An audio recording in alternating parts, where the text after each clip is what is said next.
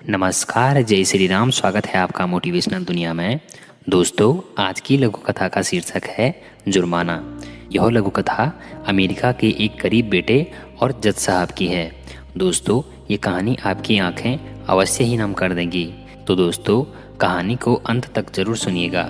एक बार अमेरिका में तकरीबन 15 साल का एक लड़का जनरल स्टोर से कुछ सामान चोरी करते हुए पकड़ा गया। पकड़े जाने पर गार्ड की गिरफ्त से भागने की कोशिश में उससे एक सेल्फ भी टूट गया, लेकिन अंततः उसे पकड़ लिया गया और पुलिस के हवाले कर दिया गया। उसके बाद पुलिस ने उस बच्चे को न्यायालय में पेश किया। जज ने सबसे पहले गंभीरता से उसका जुर्म सुना और फिर उस लड़के से पूछा, क्या तुमने सचमुच कुछ चुराया था?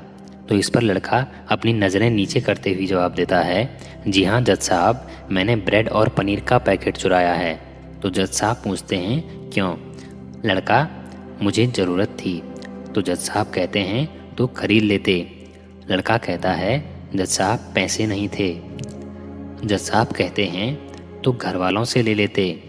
तो इस पर लड़का जवाब देता है, जज साहब, घर में सिर्फ माँ है, बीमार है और बेरोजगार है। ब्रेड और पनीर भी उसी के लिए चुराई थी।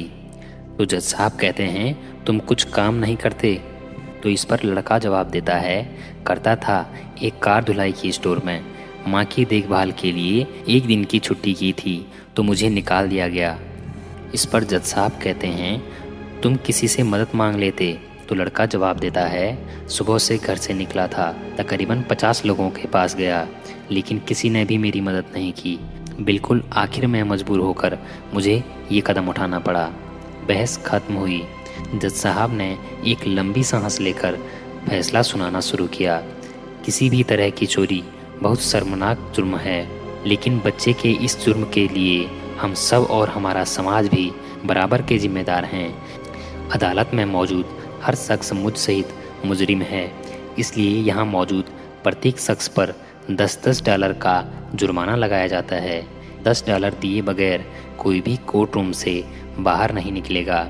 ये कहकर जज साहब ने $10 अपनी जेब से बाहर निकालकर सामने मेज पर रख दिए और फिर पेन उठाया तथा लिखना शुरू किया।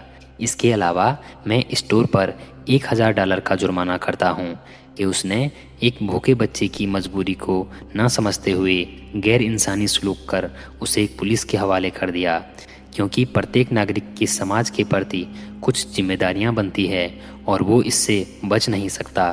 अगर 24 घंटे में जुर्माना जमा नहीं किया गया तो कोर्ट स्टोर को सील करने का हुक्म दे देगी। इसके साथ ही जुर्माने की पूर्ण राशि इस लड़के को देकर कोर्ट उस लड़के से माफ़ी तलब करती है।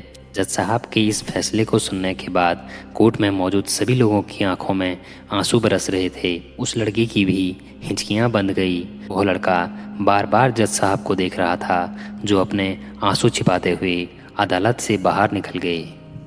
तो दोस्तों, मुझे आशा है कि आज की यह लघु कथा आपको अवश्य ही पसंद आई होगी। दोस्तों, इसी तरह की लघु कथा के लिए हमारे चैनल मोटिवेशनल दुनिया को ज़रूर सब्सक्राइब कर दीजिएगा और वीडियो को लाइक कर दीजिएगा। तो दोस्तों, फिर मुलाकात होगी इसी तरह की ज्ञानवर्धक वीडियो के साथ। जय श्री राम।